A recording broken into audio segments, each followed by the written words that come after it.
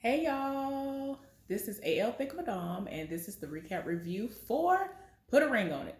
So, before we get into the recap review, I want to direct y'all's attention over to the community posts that have now been unlocked. They've been unlocked for, I guess, a couple of weeks, like I think right up under a month. But yeah, I just posted my first post, and it is befitting that this post is what it is because it directly relates to why I was able to finally reach the number needed in order to unlock the community post so that I can start posting other stuff. So yeah, y'all. To make a long story short, I entered a contest and I ended up being one of the winners. And Tabitha Brown uh, is directly related to that because it was a Donna water challenge. Donna, you know what I'm saying? She had a water challenge that was going on. Donna's water challenge turned out to be something that I did to kind of motivate myself even more because I've told y'all that I was trying my best to get back into the alkaline lifestyle because it works very well for me. And I've been drinking a whole lot of spring water at work and alkaline water and spring water here at the house. And like I drink so much water. And I'm trying to get strict about it because when I was very strict about it, oh my gosh, all aches and pains went away. Like I could move like I've never moved since I was, woo, y'all. All pain was gone. Like that's just enough for me anyway because I've had arthritis since I was 11 years old. But anyway, y'all go ahead and go over there and look at that so y'all can see the picture that I submitted and my response to Donna's recipe, aka Tabitha Brown, when I was told that it was myself and others who'd won, and they were asking me for certain information or whatever, and I gave a response. But anyway, now let's go ahead and get into the recap review. So this episode started where it left off last time, which was everybody wondering, is LaRonda going to give Sir James another date? Well, to everybody's surprise, she actually said yes, she will. And her man was looking like, bruh, why though? Because he's very insecure. Like it's so sad. I'm sorry. And you could tell the vibe was there, and it's like she had a lot of fun. And despite her man being over there and trying to give them the stink eye and just not even paying to his date and interacting with his date, she still was trying to have fun. Then when they left, like I can understand being in the moment and not remembering that that was a situation that happened, as far as him being at the swell of her back or whatever. And yeah, it was a lot. And they keep showing the playback, and I'm like, yeah, like I told y'all before, I'm the type of person that it has become normal for people to literally like grab me like this or put their hand behind me or whatever. Like they do random stuff like that so that we don't knock each other out because I know how I am. I'm the type of person that I won't even be paying attention to you and be to knock you in the flow because I'm trying to move and do what I'm doing and focusing on myself and what I have going on. So, I mean, I don't get offended because 99.999% of the time it is someone actually being respectful of me and not trying to try me. So that's where that ends because I can understand if we could tell that old boy was really trying to go there, but I don't think he was. I feel like he was being a gentleman in that moment. So anyway, you could tell that the insecurity is there. And they even said in the confessional that they both have pettiness inside and they both are going to go on those dates. And I mean, in all honesty, Sean does owe that girl a second chance because he did not pay attention to her at all. But at the same time, I'm just like, bruh, I don't know about them doing these shows where they promoting these people talking about they got singing careers and things because we're going to get to that in a minute. But anyway, it is what it is. So now we're going to talk about everybody doing what they need to do in order to move forward because a lot of people have some, just about everybody got some major issues up in there. It's a lot going on. It's too much. uh Almost everybody is going to be going out on a date again, but this week they are going to have Jessica and Eric to focus on their relationship as far as their communication and their trust is concerned. And I'm just like, okay, it is what it is. So yeah, but before they leave for the day, of course, Alexia is in her feelings because Smoke is still sitting up here trying to go out with Kai again, and you can tell that it's a pattern. He like what he like. It is what it is. And I mean, I'm like, girl, I even can tell before the date even start that it's gonna continue to be what it is. Unless you straight up go to his pockets, then I don't understand why you think it might go another way as far as him choosing not to go out on a date with her again. So anyway, they leave into place. Jessica and Eric are in the car talking, and they really over here killing me because I'm like, do y'all understand what y'all saying in this moment? Because y'all really trying to make it seem like, oh, I thought it's interesting the way that these couples aren't seeing what they have going. I'm like, but y'all are the ones that ain't understanding and seeing what's going on in this moment. Y'all like, what is y'all talking about? Like, you not understanding what I just can't. It's just the disregard for all this stuff that is going on with them, but they really trying to point out everybody else's flaws. And I'm like, y'all got them same flaws, if not more. But go off though. So anyway, hopefully they will learn something. But I'm sorry, the way I've seen Eric interact with people is just nah. And the preview I saw for next week is like, bruh, it's a lot going on. But we'll get there. So anyway, Smoke and Alexia have made it home, and they talking, and it's getting very, very thick up in there. The tension is so thick that you could definitely cut it with a knife. It's getting bad. They talking about how, he has a condo. And I'm like, okay, y'all got a whole house. Why you got a condo? But I mean, I understand he trying to make it seem like when he in the studio and all this other stuff, and he can be, if he gonna be on the other side of town or whatever, because it seems like they're out in a somewhat of a wooded area, or is it a subdivision, or some of the subdivisions in Georgia, is it like that and kind of wooded? I don't know. I don't remember. And then they've done so many renovations. I don't remember. But anyway, you can tell they out in the middle of somewhere where there's a lot of wooded area. And so the condo is supposed to serve for a place for him to kind of crash and hang out with his friends when they are discussing and dealing with music. But it's gotten to a point where it serves as okay, I need to get away from her because I have no peace at this house. His big argument right now is, there's a lot of love here. I love you. And I'm basically staying with you right now because I love you. And not because you are bringing everything that I need to the table. He feels like he does not have peace when he's with her.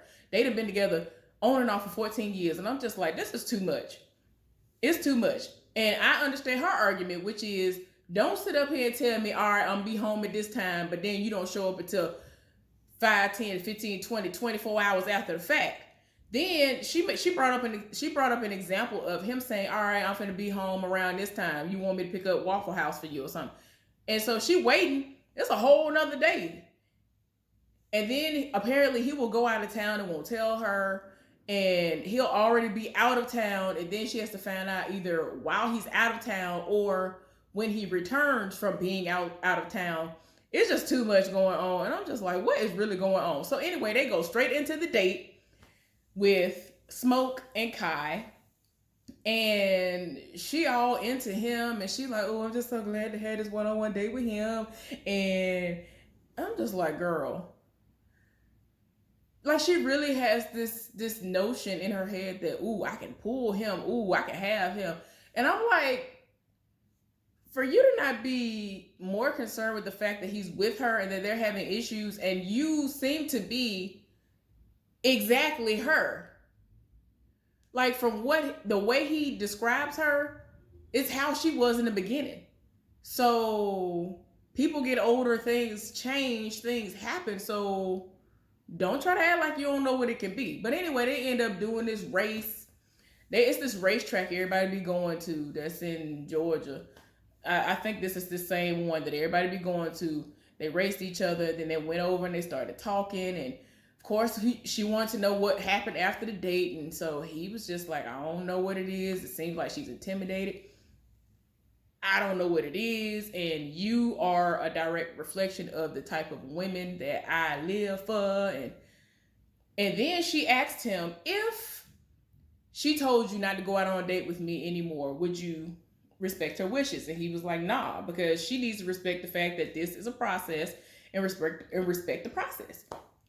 So anyway, we get into a little bit of background about who she is and what she got going on. So he like, well, what you do on a day to day? And she was like, well, I am in the process of opening up a beauty bar. She has 2 kids. And he was like, oh, so you got money.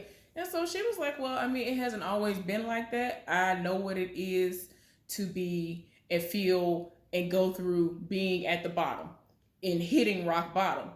And she's been in that state while having 2 young kids.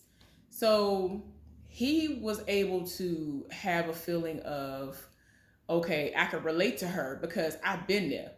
His mama wasn't around because his mama had him young, and so his grandparents raised him. And so he respects the fact that no matter what was going on, she was there. And he said that he could tell how into her kids she is. And he loves that because he has 3 kids.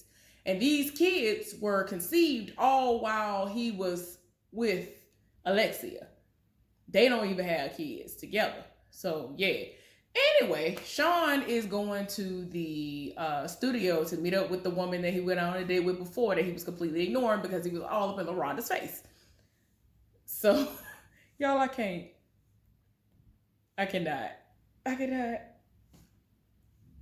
I'm just not I'm not understanding. So this is what we ended up getting. I don't think it's working. I'm just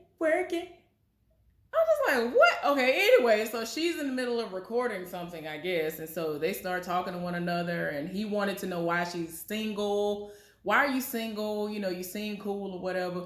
And they find out that they are very similar. He actually revealed to her that he gets very emotional. He's a very emotional person, will bust out crying and all this other stuff. And again, they started to talk about how it is hard for people to be understanding of their professions and what all that entails, because there's a lot of work that goes into it. And she has not been respected in the past for her profession because they feel like it's a hobby. So anyway, he likes the vibe, but he feel like he actually like ended the date essentially. It was like, yeah, so you got some other stuff you need to work on?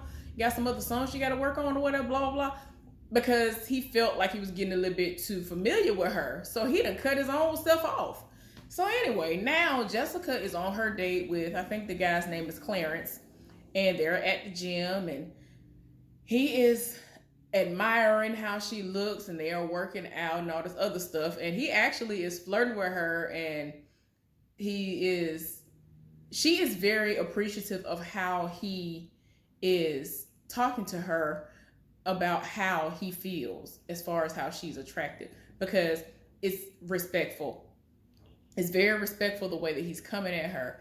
Even though he's saying, I like how you look, I like this view and all this other stuff, the way he's saying it don't come off as scum, I guess. I don't know how Eric come at her, but apparently it's just down to, like, I'm talking about, dang, everything seems to be off with y'all. So anyway, she ends up basically being like, oh, well, if you're going to take the shirt off, we'll take the shirt off then. So he done took the shirt off, got the muscles popping, and he actually gave her a disclaimer like, I'm a, bodybuilder and things. So, you might see some stuff. And she liked what she saw, and then she ended up inquiring about the tattoos that he has, because one of them was of his ex-wife's name. Wanted to know what was going on with that. There had been infidelity, and he said he does not regret their relationship ending and all that stuff. And it just got to a point where it started to get deep with the conversation. And she was like, yeah, so that's enough on that, and got up and left. And I feel like that's what she does a lot in her own relationship. It's like, why is it when the conversation gets serious and deep, you want to get up and run from that? I ain't here for that. But anyway, Dr. Nicole popped up at Smoke and Alexia's house to talk to them. They have been going at it all day, all night. And off rip, as soon as she came in the door, they still going at it. And she wants them to go over like what's going on. And so Alexia is like, whenever I try to talk to Smoke, he won't let me talk. And it just gets to the point where I just feel like, let me just remove myself from the situation and not even talk at all, which of course that makes things worse. when you don't talk it out. I am very guilty of doing that because with my ex, he would shout. He would get so loud. I'm not a loud person. Like if I'm not in a happy mood and laughing and joking or something like that, I don't like arguing. I ain't never been here for arguing. I don't like that loud rah rah foolishness. I don't like feeling like I need to be in fear of my life because you might hit me or shoot me or whatever. I don't like stuff like that. I don't like aggressiveness pointed towards me. I don't like that. And that's what my ex started doing towards me. And I just was shut down. I'm not used to having to argue in a relationship, especially at that magnitude. So I would completely tune out. I would completely shut down. I would just be like, let me let him have it because maybe if I'm quiet, maybe he'll stop yelling and doing all of this. Maybe he will see that my demeanor is completely different from his. But he just, with him, y'all, it was a lot of deflecting going on, a whole lot of deflection. And for him, no matter what I did, he was right, I was wrong, even though it was completely the other way around because he was the one doing the absolute most. So anyway, it just got to a point, Smoke is now talking.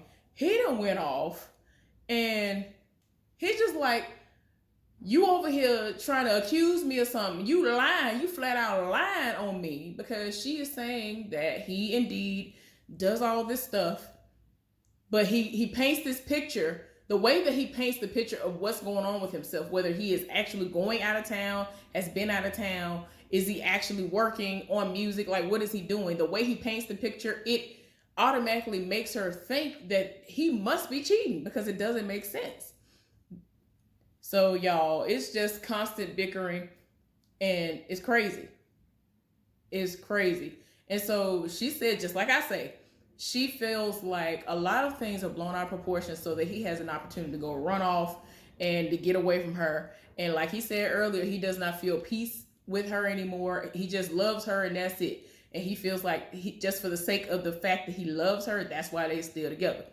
And it's crazy that they don't understand how unhealthy it is, how they don't respect one another when they speak to one another. And the communication is completely terrible. So it's just a mess, y'all. But she wants the ring. She wants kids with him. But at the same time, she's like, well, if Kai can provide all that, I'm tired. I don't have time to sit up here hoping that you're going to do right by me. But every time I look up, you hopping and jumping and skipping to go see her. So anyway, LaRonda is on her date with Sir James, Sir Charles. I've been alone for a long time, waking up by myself, cooking my own dinner, washing my own clothes. And I lay in the bed late at night and I cry myself to sleep, asking the Lord what I did wrong, asking the Lord why am I alone? Y'all, I cannot. Yesterday was the perfect day for Sir Charles Jones. This one is dedicated for all the workers that'll work 9 to 5. If you want to party, guess what? I said, hey, it's Friday, it's party tonight. Party, baby, it's Friday. And I'm gonna party and get my groove on. Yeah! Let's party. And we gon' party till the break of dawn. I had my word this week. And baby, I just got paid. I'm gonna buy me a fresh pair of gaiters with some of this money that I made. Guess what? Mel Waiters on the radio saying about the whiskey. I think I'll go by the stove so I can get a bottle so I can be ready to get my groove on the dance floor. Y'all, I'm sorry. I need my blues fix. Some stuff is going on that I'm going to explain to y'all at one point or another. But y'all, I'm sorry I live for Sir Charles Jones. My bad. But anyway, back to the date. Sir James and LaRonda are out on a date. They went bowling. They're having fun. They're very competitive. Everything's going great. Everything's going amazing. And he's inquiring about the relationship, wanting to know if the things that they're going through, is it something that could be fixed or not? And she was like, she thinks so. And, he's just very insecure. He would love to go out on a third date with her. And it's crazy because she's having this amazing time. And we are led to believe that she's more than likely going to say yes. Like, you could tell the vibe is definitely there. So, yeah, now everybody is back at the house, meeting up with Dr. Nicole. And she wants to talk to the people and see what's going on. Y'all know good and well who she started with. Alexia and Smoke. Want to know what's going on. So apparently after Dr. Nicole left the house, they had a moment to go chill, sit down somewhere and talk. She said that she actually got a chance to get things out. He actually sat there and listened. So there was some progress, but at the same time, he still feels some type of way because things aren't the way they used to be. And also, y'all, I forgot to mention that during that first conversation they had before Dr. Nicole got there, he said that there needs to be some sex going on because everything is fine when they are out in the public eye. They have all kinds of PDA going on and all that is A1. But when they get home, ain't no sex. She straight up told us that because of all the infidelities and everything that he alludes to, and he go run into the condo and he be doing the most, she was like, why would I give him some when I feel like he out here doing the most with somebody else? So basically, she don't trust him. So she ain't about to bust it wide open for him. So it is what it is. So he just straight up was like, look, sex is a very important part of a relationship. I need that. Run me that. But she ain't been giving it to him. So tired. tired in the spirit. So anyway, they got that good update. So now, something that I have been seeing all over social media before this episode even aired was the segment where the part of this conversation where Eric was discussing how he felt about Jessica giving him advice. He basically said that the advice she give him is useless because he already thought of that as a possible solution, and it ain't something. It's like you wasted my time, basically. Like, you giving me advice I already thought of. He wants her to give advice that he hadn't thought of or whatever. So that's being dismissive, and he doesn't seem to understand that. But she just said that hurts her feelings and all this other stuff. She feeling some type of way. And he's not understanding where he just fumbled the ball, but it is what it is. I just wish he would let it go. Overall, before y'all can move forward in anything in life, I just want you to let it go. I'm not being mean when I say this. Sir, please let it go. When they actually showed them driving away from the house initially at the beginning of this episode, I saw him. Like, I finally really saw him like this, like from the front. If he would just let the hair go and go bald all the way, because he basically just cut, just he would look good bald. I'm just like, you look, just let it. Okay, I'm sorry. But anyway, I feel like the communication still ain't where it need to be. It is what it is. She ended up enjoying her date and all of that, and it is what it is. So while it was in the confessional, she was like, I think I told him that I touched his chest and his muscles and things, and he was like, well, you don't never touch my chest. So she kind of did like one of these numbers, and I was like, are you serious? Like, I'm being serious. I'm being for real when I say, are you serious? Like, you ain't, like I'm the type of person that when I'm with someone, I show them that I'm here for them. I'm still trying to keep it spicy. I'm flirting with you like you a brand new dude. Like, ooh, you fine. Ooh, you sexy. Wait a minute. Like, I'm doing little things. And the little things that I've done, it makes the person blush. Whether they black or not, I'm just saying, it is obviously blushing. So I'm just saying, why? I'm confused. I'm really trying to see if this is something that hasn't happened, where he's not being shown that type of touch. Touch is a very important part of relationships and things too. Like, I want to know that you like caress my hand, like do this from behind. Yeah, I'm just saying. Okay, y'all, excuse me, I'm having issues. So anyway, Then we get to LaRonda and Sean, and she said no to a second date with old boy, and I'm like, why though? Like everything was amazing. He said yes to a second date with second, third date or whatever it is with old girl, and I'm like, oh, you doing a lot in your life. You doing a whole lot. So anyway,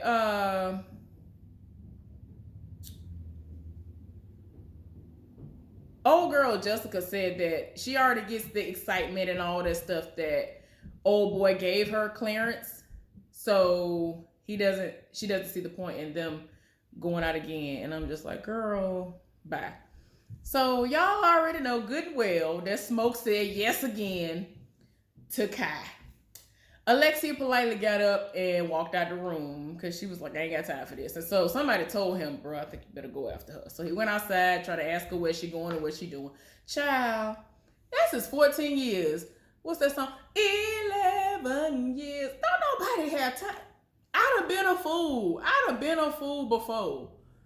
If you are with somebody, to me, I feel like if you're with somebody for over 5 years and you don't have a definite direction in where it's going and y'all supposed to be monogamous, y'all need to have a very, very, very deep, long conversation because something needs to start moving and shaking. I'm sorry, it does. I was a fool.